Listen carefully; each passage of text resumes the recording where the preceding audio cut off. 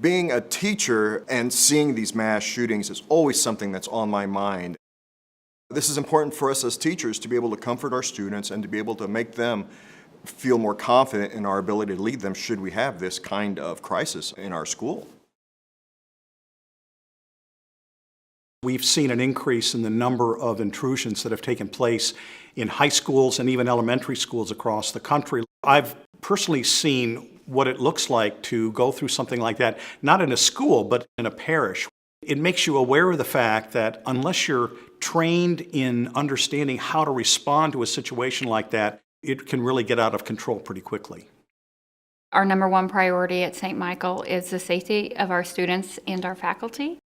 I think every teacher has asked themselves, what would I do if I were in a situation where there was a crisis?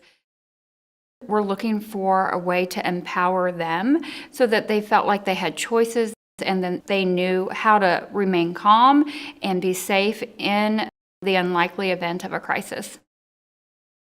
As a parent, if I know that faculty are receiving training about how to approach an active shooter, how to approach these crises, it gives me a lot more comfort. They're putting effort into educating their faculty with the best materials they can for my child who's going to be in their arms for hours a day. The most important thing I learned today is that I have power and that I am not powerless. We now have a plan. We have an actual course of action, and we've practiced what it might look like and what it might feel like.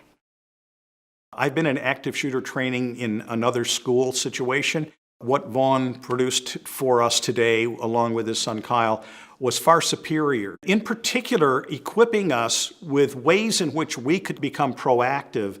Here we learned the three basic scenarios, the get out, take out, lockout, and whichever one works best at that moment, that's what you do. And I thought that was really great.